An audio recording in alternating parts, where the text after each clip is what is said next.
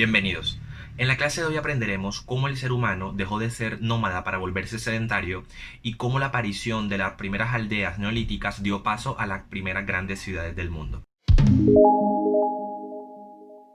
Antes de hablar del nacimiento de las primeras ciudades e incluso de las primeras aldeas, es importante hacer una diferenciación entre los distintos periodos que ha vivido el hombre.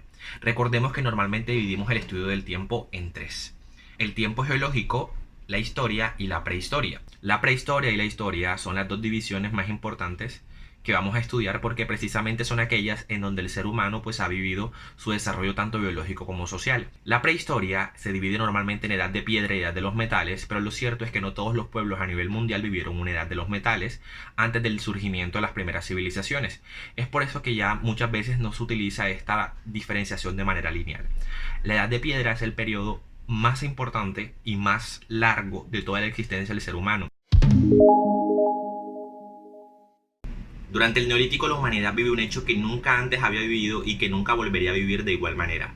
Nos referimos a la llamada Revolución Neolítica, una serie de cambios propiciados e impulsados por la aparición de la agricultura y que le permitieron al ser humano establecerse en un mismo sitio, pasar del nomadismo al sedentarismo y muchos otros cambios que veremos a continuación. Durante el Paleolítico, el ser humano era nómada, es decir, que se movía de un lugar a otro, pero cabe aclarar que esto no indica que todo el tiempo, todos los días estuviera moviéndose. Lo cierto es que podía pasar meses en un mismo lugar hasta que por condiciones principalmente climáticas se viera obligado a cambiar de hábitat para conseguir alimento. Su vivienda consistía principalmente en cavernas o cuevas o estructuras sencillas y desmontables que ellos mismos construían. Todo esto cambió con la aparición de la agricultura durante el Neolítico, en la llamada media luna del creciente fértil, ubicado en lo que hoy llamamos Oriente Medio. Con la aparición de la agricultura, el hombre se volvió sedentario y empezó a construir y vivir en pequeñas aldeas con materiales diversos: roca, madera, adobe, de acuerdo con su entorno. Inicia una especialización de las herramientas y armas, una distribución del trabajo y las actividades de la aldea y también la creación de la cerámica. De los muchos pequeños poblados que aparecieron en la creciente fértil, los más importantes son los de Zataluyuk entre el 7400 y 6200 a.C.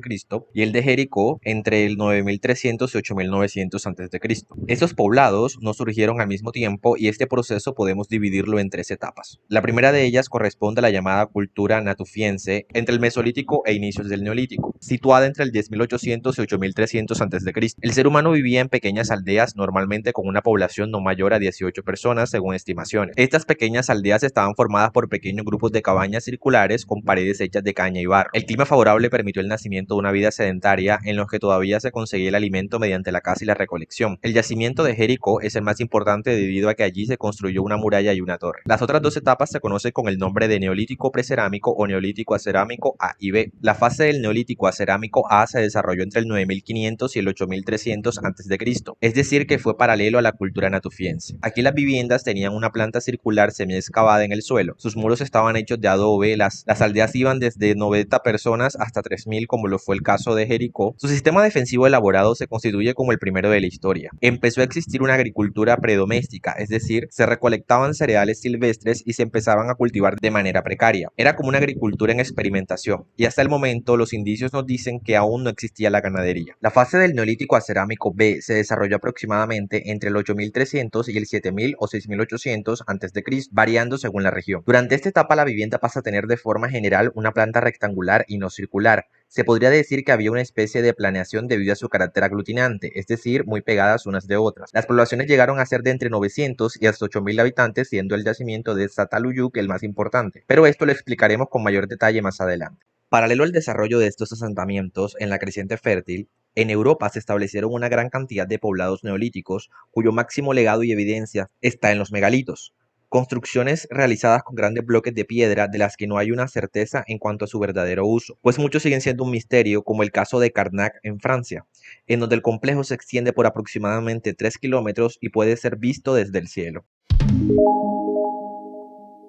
En Turquía encontramos un sitio arqueológico de mucha importancia, no por nada es Patrimonio de la Humanidad por la UNESCO. Nos referimos al asentamiento de Çatalhöyük, una de las primeras protociudades y de hecho es el asentamiento del que tenemos registro más antiguo de todos. Fundada cerca de 9000 años atrás, en la ribera de un río ya desaparecido, Çatalhöyük constituye el más grande asentamiento neolítico hasta ahora descubierto. Se cree que fue el hogar de una sociedad igualitaria en donde las casas tenían la particularidad de no contar con ventanas ni puertas, sino de aberturas en el techo desde donde se podía entrar o salir de las viviendas. Los muros interiores llegaron hasta nuestros días con pinturas y enigmáticas figuras como esta, o esta otra que muchos aseguran constituye el primer plano de la historia. Las viviendas también tenían un sentido funerario, pues los residentes enterraban a sus muertos debajo de sus casas. Estas casas estaban muy organizadas y se dividían en espacios para descansar, preparar el alimento y almacenar el alimento. No había calles como las conocemos hoy en día, pues se debía pasar por los techos vecinos para entrar o salir del complejo. Así como Sataluyuk, en el subcontinente indio se desarrolló una cultura que conocemos como la cultura del Valle del Indo. No conocemos cómo se denominaban a sí mismos estos pueblos ni quiénes fueron, pero el antiguo asentamiento de Mohenjo-Daro contaba con calles planificadas, un elevado sistema de drenaje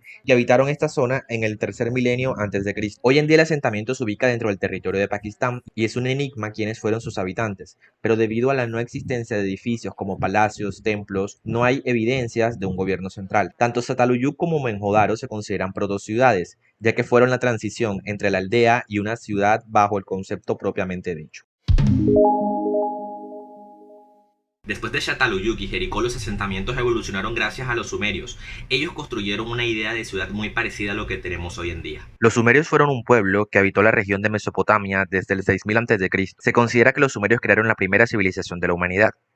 La sociedad sumeria era rural, pero existía una decena de ciudades que controlaban su territorio más próximo. Existían poderes políticos definidos y el poder religioso tenía una gran influencia, pero no gobernaba. Esto lo hacía el monarca. Las ciudades sumerias eran bastante populosas para su época. Contaban con edificios monumentales y se caracterizaban por la presencia de una o más murallas. El principal material utilizado en las construcciones eran los ladrillos cocidos. Algunas de estas antiguas ciudades fueron Uruk, Ur, Nippur y Eridu.